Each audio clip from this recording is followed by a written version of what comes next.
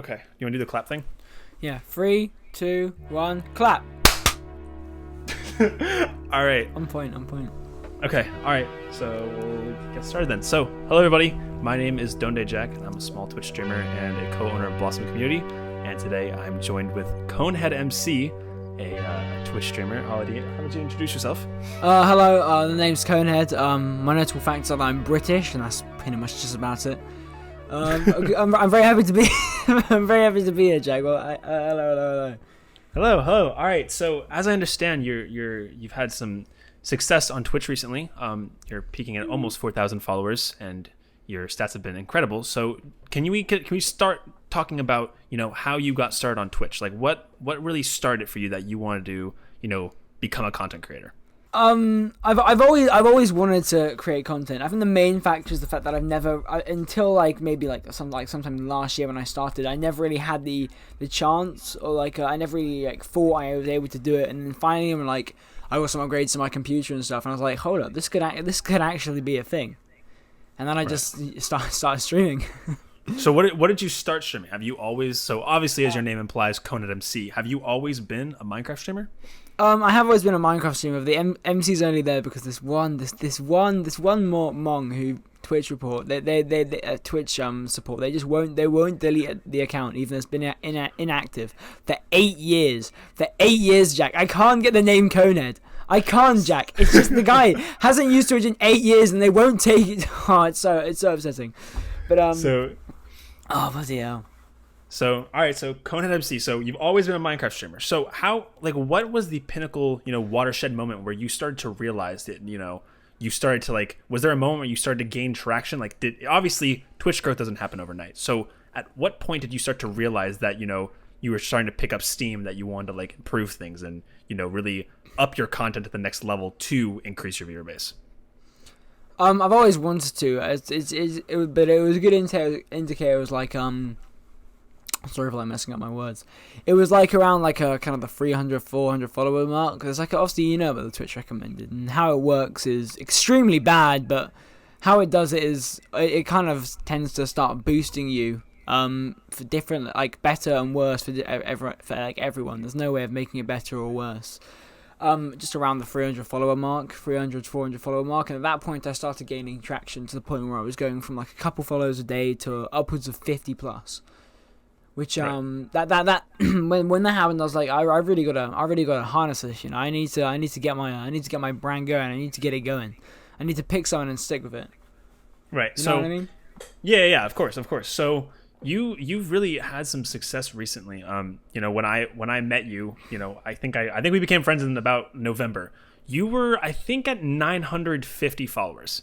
So now here we are sitting in March, almost 4 months later, and you're peaking 4,000. So started from the bottom, now we're way up. Let's go.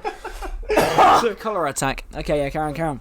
So, if you had any tips for any, upcoming streamers, I think everyone has suffered through it at some point where, it feels like you're plateauing in terms of content, viewership, whatever. It's hard to sit down and create content and be like, wow, no one's going to watch this no matter how hard I improve on it. So do you have any tips for any, upcoming streamers who might be hitting that plateau? Any streamers who want to really take their content next level? What can you recommend sitting in the position that you're in now?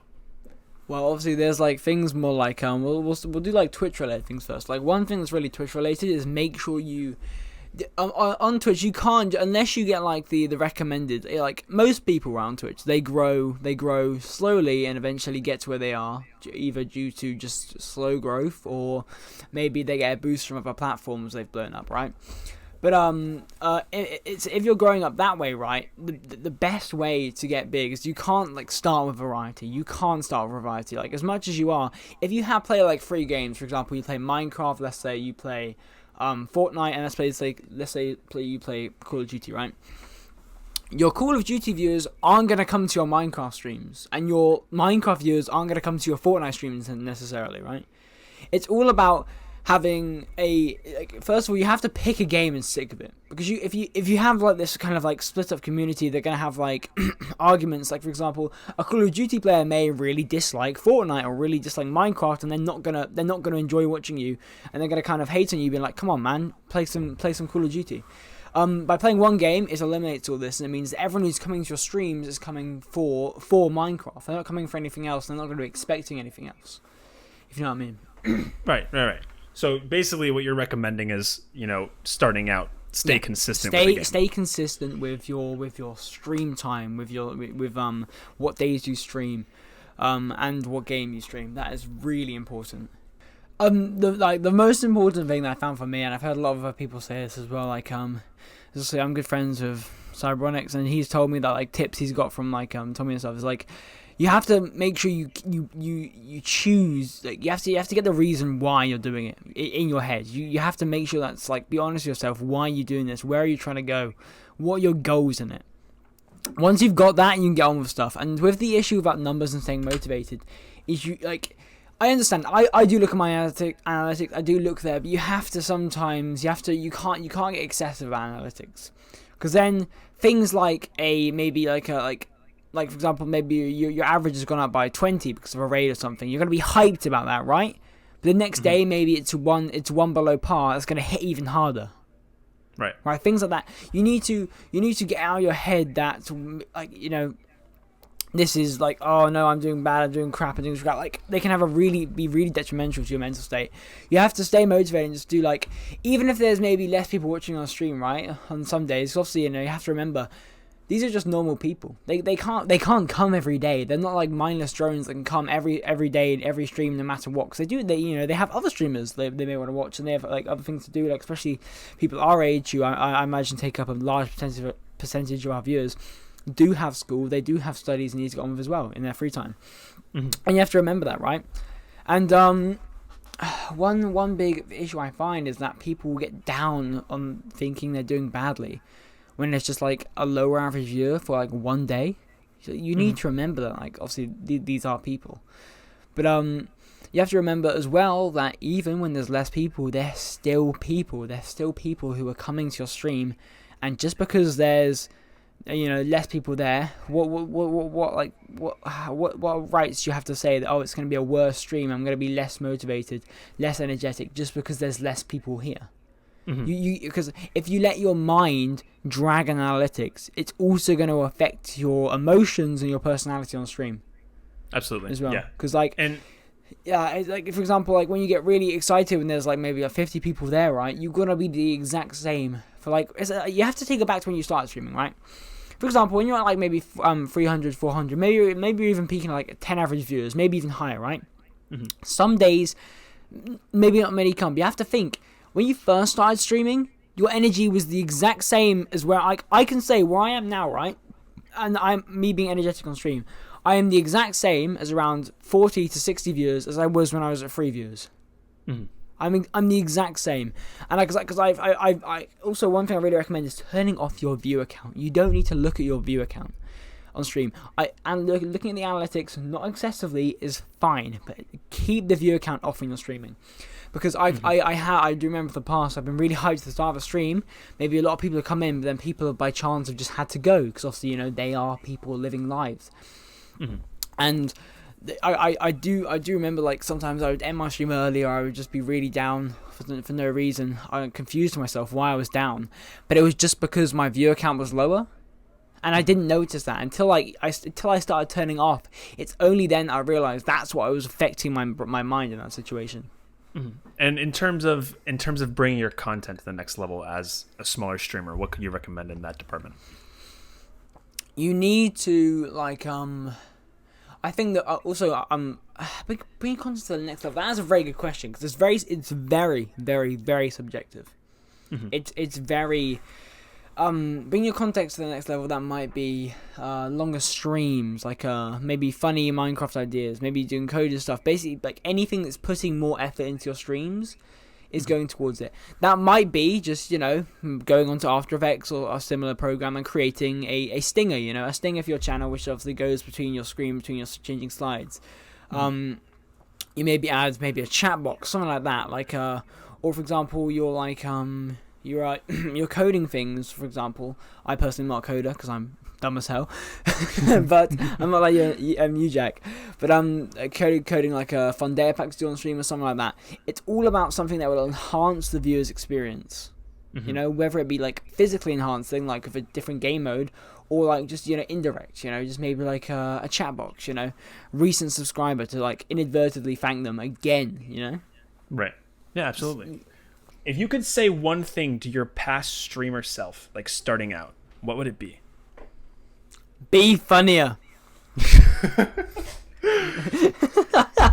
But no, really. Yeah, I was so unfunny when I was, because the thing is, like, a year ago, obviously I've got quite a high pitched voice. Don't you dare comment on it, Jack. I'll be very furious of you. But it was way worse when I was first starting off, like last April, right? Right. At least I was like kind of on and off. I only really started going like ham on it in like last September. But what's the thing I was gonna mention?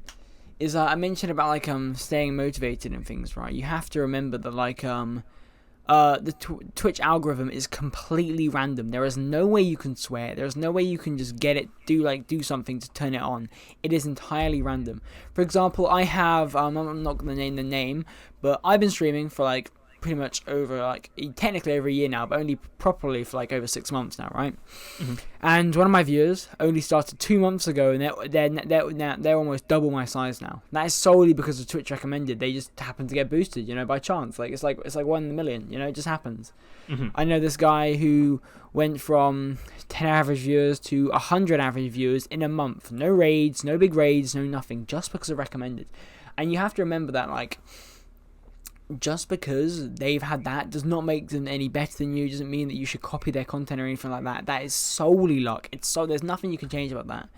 It's like what I was mentioning earlier about the algorithm, the fact that everyone gets different like bursts, right? That you get a burst around 300 like to 500 followers, and everyone get this burst in like different intensity. Whereas like people that are like double me now in 2 months got it really lucky, when like the average person kind of gets it. So it's like you may be like boosting like 1,000 followers and you get a lot of traction to your channel.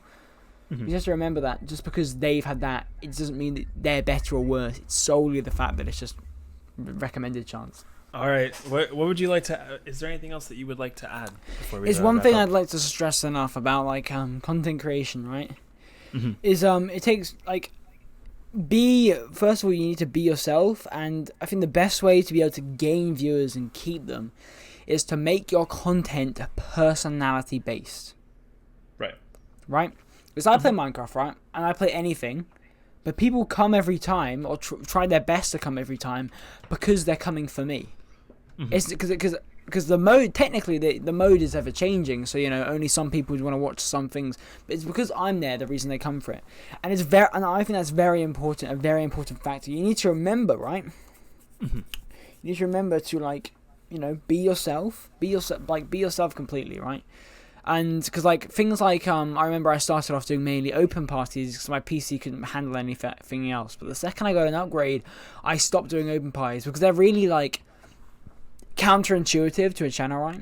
Because think about it, if you base your content around like things where like viewers can play every stream, big events like for example maybe doing like a lava rising event or something like that isn't going to be as impressive, isn't going to be as that much of like a speciality that people are going to come for, like, you know, like a once in a blue moon. If you do like people then expect they expect the things like an open party, and then for like it depreciates the value of a viewer event, right?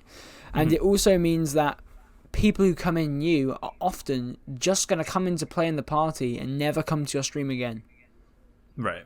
All they want to do is just play some private, I don't know, Bed Wars, Sky Wars, or something like that. But say for Hypixel streamers, it works for any game in reality. They just want to come for that, you know? Yeah, no, I mean, that's understand. Yeah, that makes sense. Yeah. Well, Ollie, thank you very much for coming on the podcast. I'm sure that, you know, anyone that watched this will take into consideration. But yeah, so thank you very much for coming. You know, first episode. Hopefully that we'll be able to get more creators on. But just a very big thank you for coming on and talking with us. Yeah, this has been Conehead's first Blossom partner, I do believe. I'm the first one, right? Yep, you. Yeah, ConeheadMC. Numero more fucking uno, baby. Oh, I love it. So Blossom partner, ConeheadMC. Yeah, guys, and it could be, and like, I do want to stress something, guys. I may be a partner, But there are things called ambassadors. Ambassadors to the community. Low reference to a really old Hypixel YouTube meme there. But if you guys do want to help, the Blossom grow, because it's a very good community and it's a very good idea. Share it around, I don't know, TikTok, to your friends. Maybe even invite your nan. Who knows? They might be a streamer. I don't actually know someone's nan who is a streamer. That's funny. Kid you not. Prime to her like 2 months in a row. Yes. Great so lady. absolutely, like Ollie said, if you're watching and you are in our Discord server and you want to somehow help Blossom expand, we do have a role for that. Blossom.community if you want to join us, if you haven't joined us. But so that's all be all. Thank you very much, ConeheadMC, Ollie, for your words of wisdom. Take care. Yeah, I'm so wise. Thanks, Jack. Thanks for acknowledging. Yep.